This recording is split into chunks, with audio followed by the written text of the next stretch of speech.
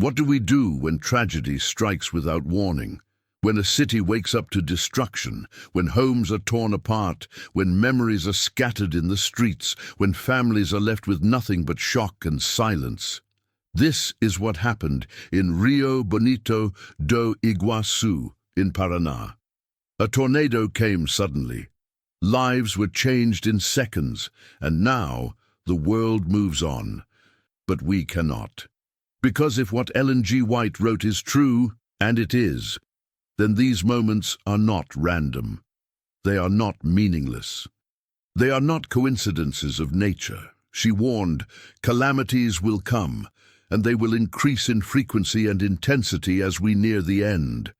But she did not say this to create fear. She said this to awaken love. Here is the part almost no one talks about. The final test is not about knowledge. It is not about prophecy charts. It is not even about understanding the times. The final test is how we respond when we see suffering. Because the difference between the false revival and the true revival is not emotion.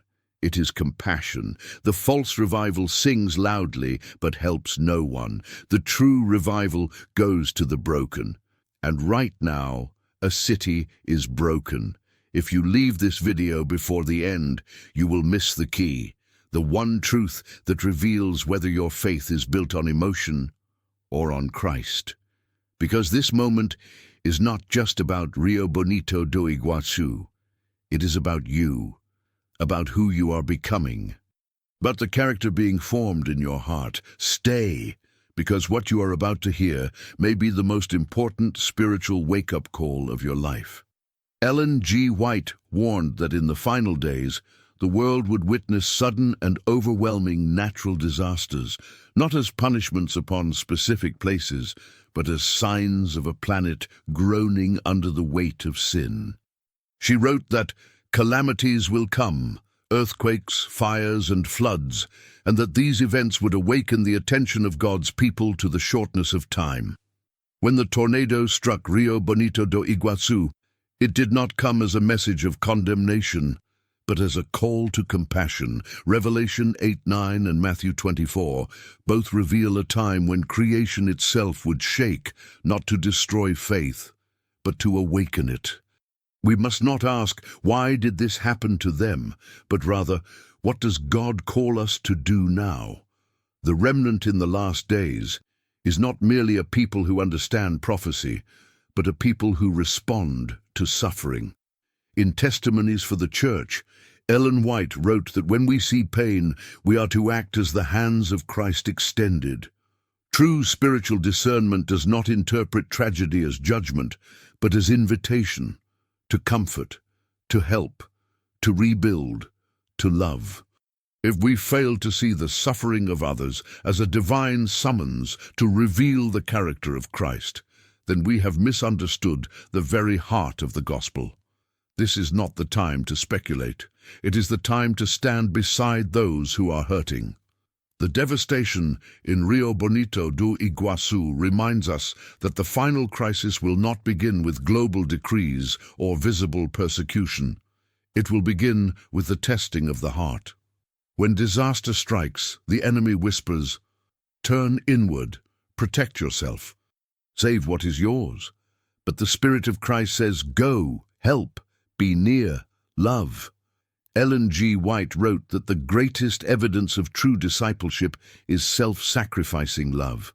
The character of Christ is revealed not in prophecy charts, not in theological debates, not in emotional worship moments, but in how we respond when we see someone in pain. Many are waiting for a future moment to prove their loyalty to God, when the Sunday law arrives, when the shaking begins, when the mark of the beast is enforced. But this is where loyalty begins, in how we treat the broken, the displaced, the frightened, and the weary right now. Isaiah 58 says that God's chosen fast is to loose the chains of wickedness, to feed the hungry, to shelter the poor, to cover the naked. Oh, the final remnant will not be known by how loudly they preach prophecy, but by how deeply they live love. Rio Bonito do Iguaçu is not merely a tragedy.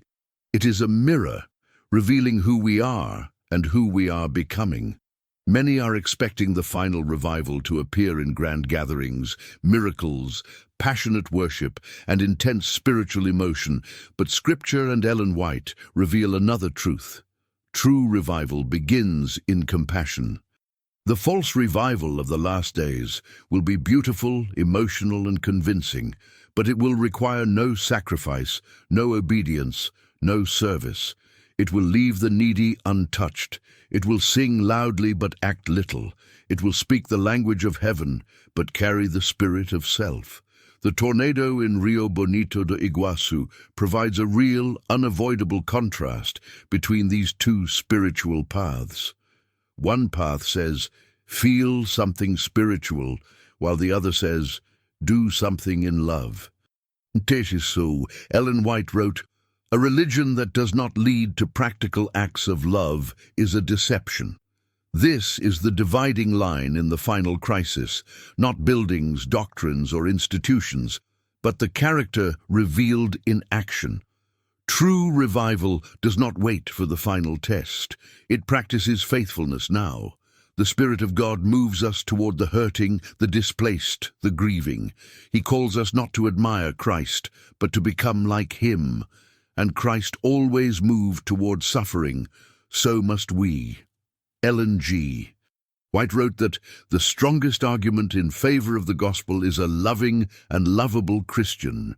In moments of disaster, this truth becomes visible. It is not theology that comforts a grieving mother searching through rubble for what remains of her home. It is not doctrinal precision that feeds a tired child who has lost everything. It is love in motion. In Rio Bonito do Iguaçu, there are families tonight who are sleeping under destroyed roofs, who have lost clothing, furniture, memories, and certainty. And this is where the gospel becomes real, not in speeches or debates, but in presence. In Ministry of Healing, Ellen White says that Christ's method alone will bring true success. He mingled with people as one who desired their good. He met their needs. Then he invited them to follow him. If we speak about prophecy but do not comfort the broken, our message becomes empty sound. If we preach that Christ is coming soon but fail to live his compassion, we are only echoing words. Real holiness is not revealed in how loudly we denounce evil, but how gently we lift those who have fallen under life's weight. The remnant is not recognized by what they know. They are recognized by what they become. And in this moment, Christ is calling his people to become his presence in the wreckage. Not to question, not to judge, but to be with. Love is the test. Love is the doctrine.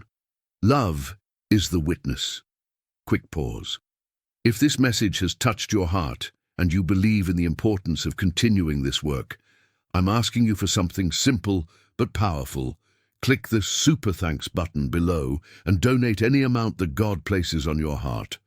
Every contribution, no matter how small, is a seed of faith that keeps this channel strong, faithful, and independent, proclaiming the biblical and prophetic truth that many are no longer bold enough to speak. We are in a spiritual battle, and you can be a prayer warrior and a supporter of this divine cause. What we do here is so much bigger than ourselves.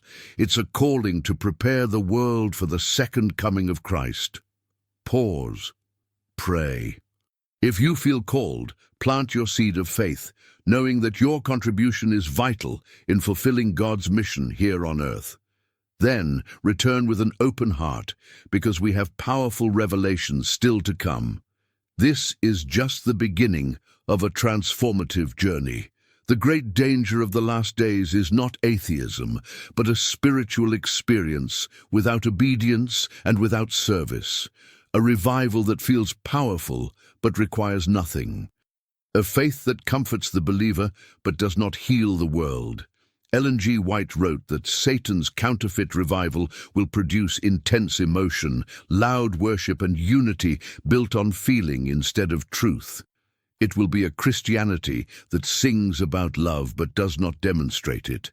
In contrast, the Bible reveals true revival in Isaiah 58, not in music or atmosphere, but in feeding the hungry, sheltering the displaced, and caring for the oppressed.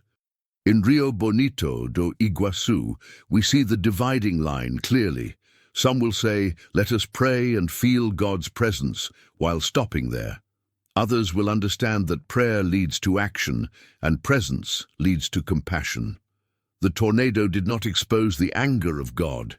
It is exposing the condition of the human heart. Will we have a faith of warmth without sacrifice, or a faith that resembles the cross, quiet, humble, and willing to carry the burdens of others? The remnant does not merely speak of Christ. The remnant acts like Christ. And Christ never saw suffering and stood still. Now is the time when the identity of God's people is revealed, not through future crisis, but through present compassion. Many imagine they will stand faithful in the final test when the Sunday law arrives, when persecution comes, when the world is shaken. But faithfulness is not born in crisis. It is revealed by crisis. Ellen G. White wrote, "Character is not developed in emergency. It only reveals what has already been formed." And if we cannot act with love when we see real suffering now, how will we stand when the entire world turns against the commandments of God? If we cannot show compassion in a small storm, how will we reflect Christ in the final storm? Rio Bonito do Iguaçu is not only a tragedy, it is training, it is preparation. It is the Spirit of God calling His people to choose what kind of believers they intend to be. Will we be those who admire Christ from a distance, or those who walk where He would walk, kneel where He would kneel, give where He would give? The final remnant is not formed by pressure, it is formed by love in action. And this is our moment to step forward. The Seventh-day Adventist Church was not raised only to preach prophecy, it was raised to reveal the character of Christ to a suffering world. Ellen G. White wrote that God's people in the last days are to be a light set upon a hill, seen not merely for what they believe, but for how they live. In moments like the tornado in Rio Bonito do Iguaçu, the mission of the church becomes unmistakably clear. When the world is broken, the remnant must be healing. When the world is afraid, the remnant must be peaceful. When the world is divided, the remnant must be united in compassion. The Adventist message is not simply that Jesus is returning soon, but that He returns for those who reflect His love now. And Christ always moved toward the suffering. He sat with the broken-hearted. He touched the untouchable. He lifted the crushed. If our faith cannot be felt in the aftermath of tragedy, then it has not yet reached our hands, our feet, or our hearts. The final message is not a theory, it is a life. And now is the time for that life to shine.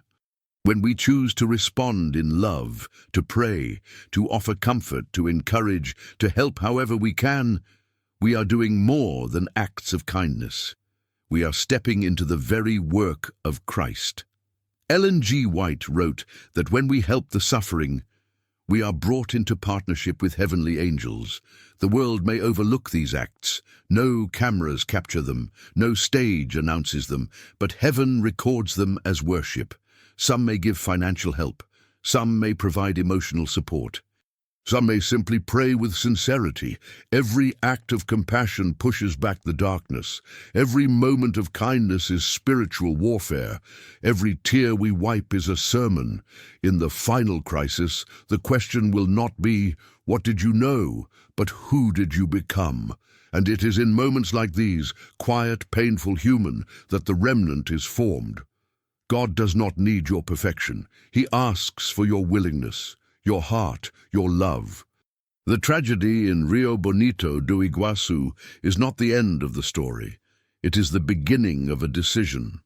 Two types of believers will emerge: those who wait for a dramatic spiritual movement to prove their faith, and those who understand that faith is proven now, in compassion, service, and love. Ellen G. White wrote that the final revival will not be loud, emotional, or sensational. It will be quiet. It will be humble. It will begin in acts of mercy. The false revival will sing about Christ. The true revival will live like Christ. The false revival will look beautiful. The true revival will be beautiful and sacrificial. In the end, the remnant will shine not because of how passionately they worship, but because of how faithfully they love. This is the moment. This is the training. This is the calling. We do not wait for the final crisis to become faithful. We become faithful here, in the rubble, in the need, in the pain of others. For when we comfort the broken, heaven says, "You have done it unto me." Now you understand. The tornado in Rio Bonito do Iguaçu is not just a disaster to be observed from a distance. It is a calling, a spiritual dividing line, a moment when Christ asks each of us one question: will you love when it costs you something? Because the final revival will not be proven in music, emotion, or speeches. It will be proven in compassion, in how we treat those who are suffering, in how we step into the pain of others and say, "You are not alone. I am here. Christ is here." Ellen G. White wrote, "The world will recognize the followers of Christ by their unselfish love and deeds of mercy. The remnant is not recognized by how much prophecy they understand, but by how deeply they reflect the character of Jesus." So now the question turns to you. You may not be able to rebuild a house.